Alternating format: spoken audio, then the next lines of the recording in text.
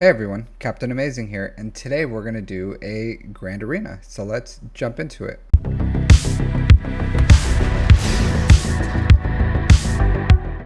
My opponent is Riska with NZGC. I've seen this guild before.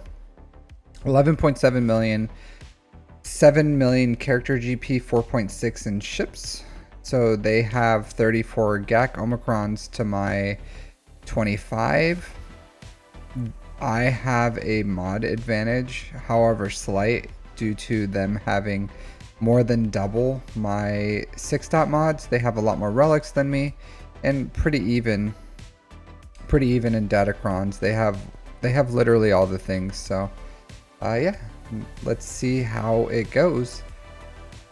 So before I start this, I want to say that yesterday I didn't have enough time to stream my GAC, so I did play it on my phone. So this is a recording. I'm going to play it at 1.5 times speed, so it just goes by a little quicker. So my first match was with Phoenix. So this has the good cron with Sabine, so I was a little worried about it, so I ended up wanting a cheaper counter, so I went with Bane. It works out fine. I just don't know if it was too expensive, because like they do probably have Quadme on defense somewhere, and I was a little worried about what I'm going to do with that. But I like this Datacron is so strong, and this team, they run a really good turn meter train. So even you can see here, like they're giving Bane a little bit of a problem here. If it wasn't for set and just like how strong Bane is, like this, I could see worlds where maybe this doesn't go so well, but it ends up being fine. As you can see here, Bane ramps really well with his damage, and he can just like blow through them, even though their healing is actually pretty good. So 75 banners, which is close to perfect, right? Next I went with JML versus Lord Vader. So this is only a Relic 7 Lord Vader, and it does have Maul. So I just used the Tankron here. I do bring in Shock because she has another cleanse. So I have a cleanse with Shock, I have a cleanse with Jedi Knight Revan, and it works out pretty well. I don't have my Jedi Knight Calcestis yet. As you can see here, I do like their Darth Vader was a little slow, so I was able to get ahead. And that's what I tell people why I like a faster JML, because I can go first, I can ability block everyone, and then I can come back and I can increase Lord Vader's cooldowns, which makes his ult gain a lot slower. And unfortunately, there's just nothing you can do with getting Maul out of stealth so that he doesn't use his fury, so he can't turbocharge Lord Vader. But it ends up working fine. As you can see here, like we're still taking damage, even though it's like Relic 7, and Revan's over there like is very close to death.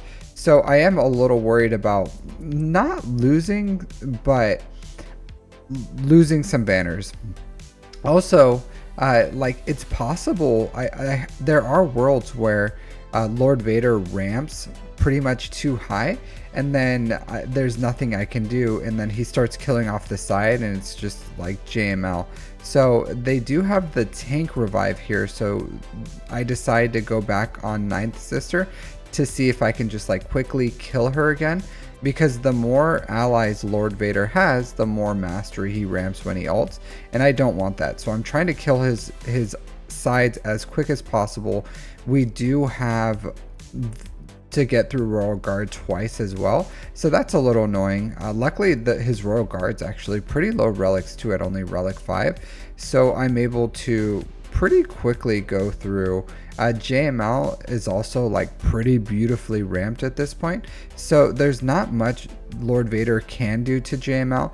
His ult did fall off there, so we're able to ability block, and now we're just going to try to recover as much banners as possible while just trying to kill Lord Vader. So easy 64 banners there, pretty clean.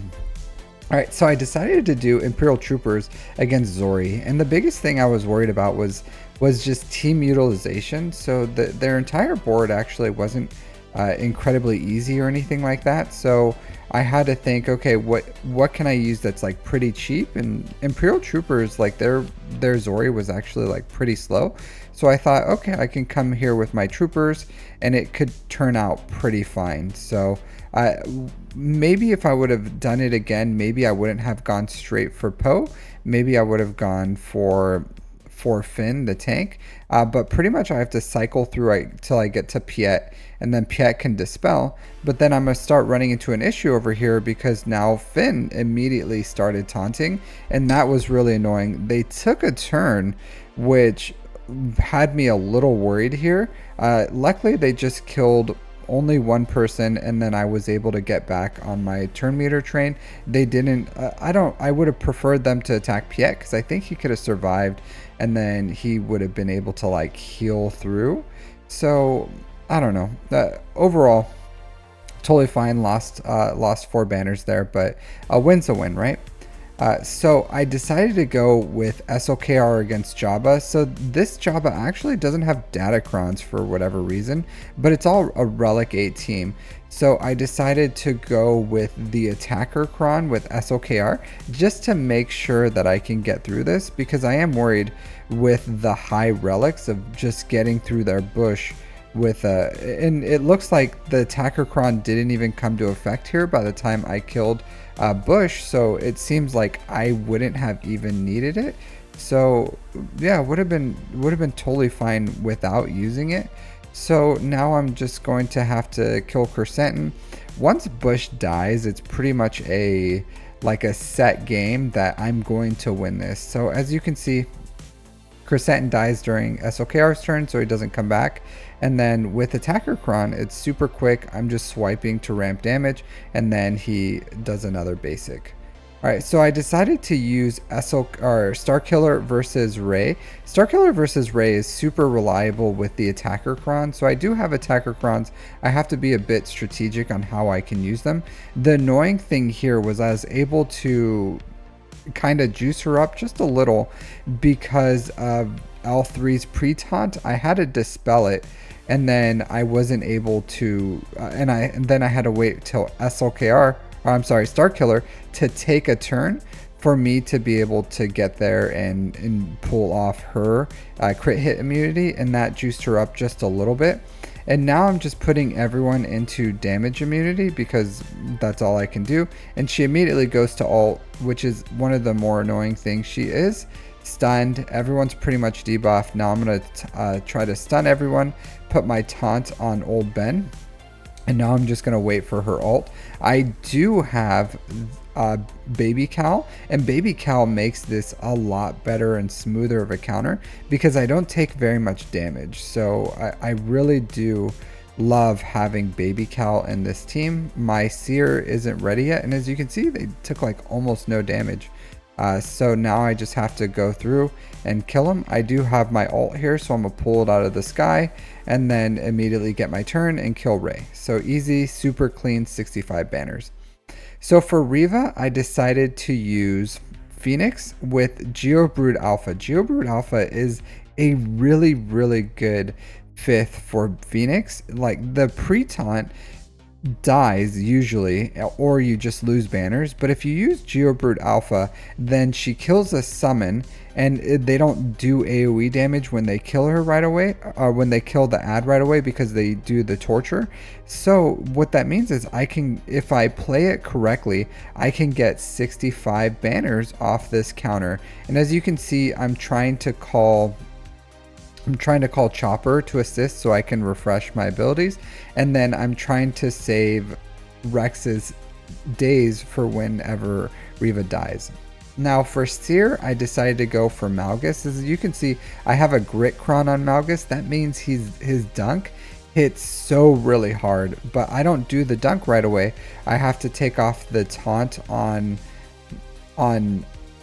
crew, and then I can start going on Terran Malicos. I start working him down, and then I can dunk him and kill him. So at this point, there's 2 threats. It's Cere and Ahsoka. So I do think Cere is the bigger threat, even though they both can delete someone. I'm not too worried about Ahsoka, even though she can damage the tanks, and Cere can't damage the tanks because they take reduced health percent damage. But I still think Cere's the better of the two to kill because Cere also has utility for survival. So I usually go Terran Malgus and then immediately kill Cere. And then once I kill Cere, I'm going to go straight onto Ahsoka. As you can see, like, she does some fatty damage there, but still, it's fine. And at this point, the team is completely demolished and they're also shocked, so they're not going to heal. Crew has acquired a lot of protection up throughout the match, which is fine. I'm just working through that a little bit until I was planning. The reason I'm hitting Crew right now instead of Cal was Crew takes reduced health percent damage, and I wanted to use the drain from Malik on Crew, but then I ended up dunking him too fast. But I still got max banners, so ended up working out in the end. All right, so this is an R5 Gungan teams. And I do have a Gear 12 Traya and a Gear 12 Nihilus, no Zeta on Talon. So this is definitely a weaker team right here that needs a little more investment. But with Savage Lead, they are really survivable. I'm able to get to the shield generator pretty quickly. And then Darth Vader also makes that really nice because he can hit it pretty much 3 times in the beginning. So as you can see here, I am going to put the phalanx there. I'm going to try to separate him so that I can get to Jar Jar. And then Jar Jar went down super quick. I was a little surprised at how quick he went down, but not too bad. And then for some reason, Darth Vader is hitting like crazy hard right now. So he did 200k crits and just like killed the whole team. So easy 62 banners.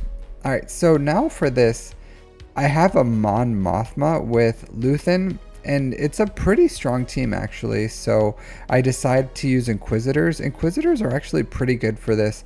I try to take out Kyle Katarn as fast as possible. Cara Dune's actually pretty thick here. And then I try to spam my AoEs.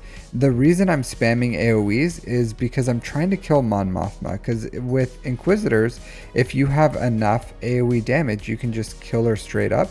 And then you don't have to worry about the revives or anything like that. And then you just kind of like work down the team. And because as you can see, they revive, they bring down that, they keep bringing back their additional player. But here I can AoE kill Mon Mothma, and then now Luthen has Deathmark, Pow has Deathmark, and it's an easy 65 banner. So pretty clean so far. As I said before, Queen Amidala. I was worried about Queen Amidala with, so I decided to bring in JMK with Plokron. And because it's pretty strong, like this is a really strong team, even with if they give Queen Amidala with Cam, I've had my Bane lose that a few times, and so that's why I'm pretty happy I didn't try Bane here, because the extra offense that he gives Padawan Obi-Wan can be pretty killer here. So I have to just insta-kill her, and from there the team's just going to fall apart. And I think they still do pretty good damage, even though like the team's falling apart. So this team is literally no joke. So I'm just going to kill them by the threats, and then yeah, it's super easy. Once Quadme goes, all their survivability leaves too. So not bad at all. All right, so I decided to use Jabba for Dark Trooper Moff Gideon. At this point, I'm realizing that I brought way too much on offense. I still have way overkill, and I probably should have put more on my defense because I had Raddus with their good level 6 Rogue One Cron saved for Dark Trooper Moff Gideon, and this is a pretty weak Dark Trooper Moff Gideon, and almost any of those two could have beat it. I decided to use Jabba because I felt like Jabba would probably be cleaner banners, and it's just an easier fight. So easy 65 banners there. And now we have fleets.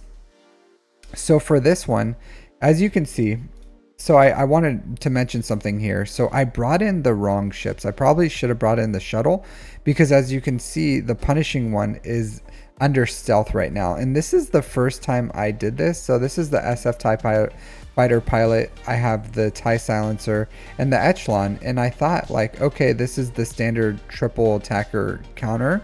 And I brought it in and I didn't realize that it puts the punishing one into stealth. So as you see here, I'm like trying to click on the punishing one. I'm like, oh no, did I mess up here?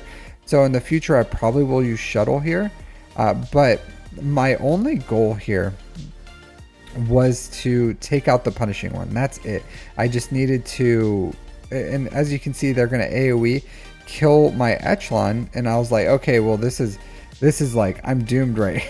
I was like, oh man, I'm out of luck. Like, as you can see here, like this is going horribly well. But luckily punishing one comes out. I get him to like a sliver of health. And luckily I get to my turn and I think, okay, if I AoE, I can kill him. And I did kill him with the AoE, which was kind of shocking to me. So I did what I needed to do. This was actually like better than what I hoped for, because it pretty much like burnered all the hard abilities for the Executor and the pilots. And then I killed their ults. So now I'm going to use the Chimaera against the Leviathan. So with this counter, it's pretty standard. So they have the Sith fighter starting, and I did get a bomb on my TIE fighter pilot. So I can't go and use the defender to take this out. I have to go with Darth Vader, and I didn't get the crit, so it survived. And this is where sometimes you just lose because you're kind of out of luck here. If that happens, they have the possibility of running a turn meter train. And at this point, I wanted to heal. So I put the heal just so that they can survive, so I can try to get to them. And I have to try to get to that Sith fighter as fast as possible. Luckily, everyone's kind of surviving right now, and I was able to get my TIE interceptor out, and I got ability I got buff immunity on the bomber. So I do a little bit of attacks on the Mark 6 interceptor because its stacks was getting really close to 40. And now I get to my ult, and at this point I'm going to heal up normally I do it on the TIE defender, but my scythe was really weak and I wanted to keep him up. So now I'm just going to use basics and start taking out the ads. So at this point it looks a lot better because I was really worried because of the bad RNG that started, and then I was able to like pretty much push through. So this still has the possibility of either falling apart right here, even though I have a full team. And what I'm gonna do is I'm gonna try it, because he only has like 2 stacks. I'm just gonna basic here and kill him, and that at this point pretty confident that I'm gonna be able to kill this guy, and there's not much he can do about it. It's not the cleanest banners, as you can see. Everyone's pretty much missing health and protection, but at this point it's at least a clean win. So 70 banners, not the worst. So I am going to bring Profundity here to clean up the Executor. So at this point it's pretty easy. That's a really weak lineup. I burned all their good abilities, so I'm just gonna kill the slave one. And as you can see, like my dude almost died because they can target outside of taunt, so that wasn't good. But once I kill Xanadu Blood, it's just going to be the Razor Crest, and I can pretty much like take it home. So I am going to, at this point, I really don't care about banners, and I just want as clean of a possible kill. So I'm bringing in more pilots, and I'm just going to finish off this Razor Crest. I don't even need ult, so this worked out really well for me. And then the last ship on defense was the Raddus, and I just brought in the Negotiator. So I think this is pretty easy. I just burned down the Star Fortress as fast as I can. And then my first reinforcement, I'm going to bring in Snip's ship and then debuff the Millennium Falcon. So even if the Millennium Falcon gets a big AoE, it's not going to do anything. So I come in here, debuff her, try to kill her as fast as I can, and then she does the AoE, which does no damage, basic and kill her. And at this point, pretty easy. They still get 1 reinforcement, which is still going to be a decent ship. So if they have like, or if I have really bad RNG, Sometimes it can go a little weird. But at this point, I'm pretty confident that I'm going to be able to win this, or at least at the very least, not have to worry about the cleanup. So sometimes the comeuppance can be pretty difficult, but this time went down pretty easy, not bad with the standard Negotiator. So the overall score was 1813 to 1693. So pretty clean. I dropped one battle with that Executor, and that was it. So taking out that punishing one was pretty huge for me, so that I can come in and just clean this up pretty easily. That was the only thing I was really worried about. As you saw, they had scored a 1693, which is probably the lowest I've had scored on me. So this is a layer right here that got a hold. My Grievous got a hold. My Qui-Gon got a hold. My Grievous is kind of a trap for a Wampa, so maybe they used Wampa. My Rey got a hold on the back wall. I don't think my top wall got any holds. No holds here. But on my ships, I got 2 holds on my Executor with punishing one, and somehow I got a hold with a Raddus. So pretty happy overall with the score. Very clean, 1813 to 1693. So pretty happy. So yeah, thanks everyone. I hope you enjoyed my Grand Arena. This is my last 5v5. I did end barely in Kyber 2, so I lived to survive in Kyber 2 for another month. It's been rough overall. I don't remember. I'll have to look and see what my overall winning was. I don't know if it was like 5-4 or 6-3. It was in that realm, but the squish pushed me out of Kyber 2, and then I pushed back up in, dipped a little, and then came right back up. So barely holding on in there. It's very hard, but I think I'm gonna make a video about kind of that shortly. So I'll see you all next time, and take care.